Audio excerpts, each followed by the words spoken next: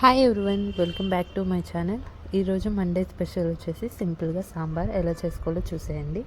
ముందుగా 1 కప్ కందిపప్పును తీసుకొని బాగా వాష్ చేసుకొని ఉల్లిపాయలు, టమాటాలు, పసుపు, ఉప్పు, కారం వేసుకొని అందులోనే ఆయిల్ వేసుకొని 3 విజిల్స్ రానివ్వాలి.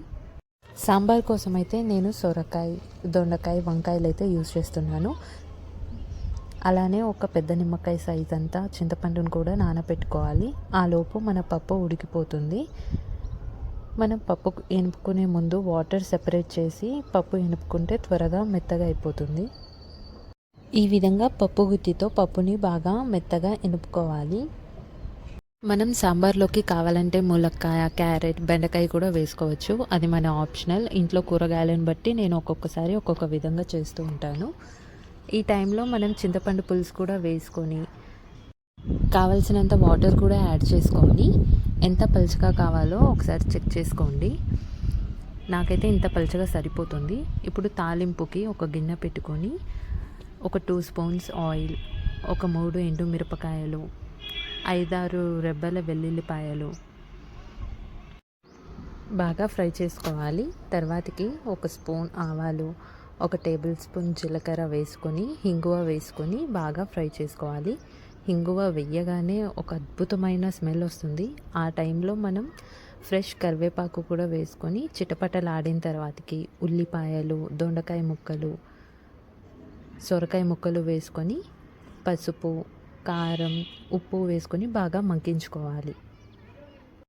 ఈ విధంగా బాగా కలుపుకుంటూ మూత పెట్టేసి ఒక 5 మినిట్స్ బాగా మగ్గించుకోవాలి.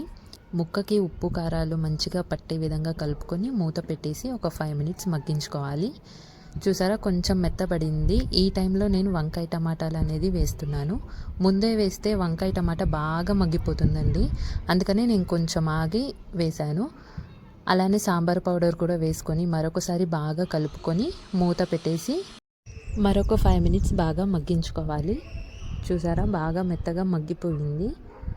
ఈ టైంలో మనం ముందుగా ప్రిపేర్ చేసి పెట్టుకున్న పప్పుని దీంట్లో వేసుకొని బాగా కలుపుకొని ఒకసారి సాల్ట్ చెక్ చేసుకోవాలి. నాకైతే సాల్ట్ ఇంకొంచెం పడుతుంది.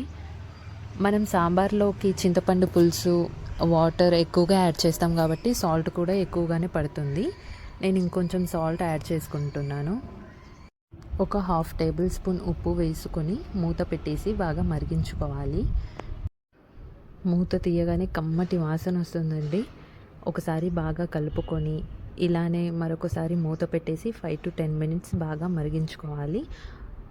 మన సాంబార్ రెడీ అయిపోయినట్లే ఆల్మోస్ట్. ఇప్పుడు లాస్ట్లో కొంచెం కొత్తిమీర యాడ్ చేసుకుని స్టవ్ ఆఫ్ చేసేయడమే. సాంబార్లోకి ఆమ్లెట్ లేకపోతే ఎలా అండి? ఒక కడాయి తీసుకొని 2 గుడ్లని వేసుకొని లైట్గా ఉప్పు, కారం వేసుకొని కొంచెం కుక్ అవ్వనివ్వాలి. కొంచెం కుక్ అయిన తర్వాతకి మరొక వైపుకు టర్న్ చేసుకోవాలి. నేనైతే ఆమ్లెట్ ఇలా సింపుల్గా తినడానికే ఇష్టపడతానండి. ఆనియన్స్, పచ్చిమిర్చి, కొత్తిమీర ఇవన్నీ వేసి చేస్తే నాకు అంతగా నచ్చదు. నాకైతే ఇలా సింపుల్ ఆమ్లెట్ అంటేనే చాలా ఇష్టం.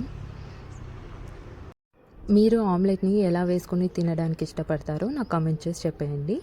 వేడివేడి అన్నంలో వేడివేడిగా సాంబార్ వేసుకొని పెరుగు, మిరపకాయలు వేసుకొని ఆమ్లెట్ కూడా వేసుకొని తింటే ఉంటుందండి. టేస్ట్ మాత్రం నిజంగా అద్దిరిపోయింది. సేమ్ ప్రాసెస్లో నేను చేసిన విధంగానే మీరు కూడా ట్రై చేసి చూడండి, తప్పకుండా నచ్చుతుంది. ఆమ్లెట్ పెట్టుకొని ఇలా తింటే ఉందండి, ఎంత కమ్మగా ఉందో. తప్పకుండా ట్రై చేయండి. ప్లీజ్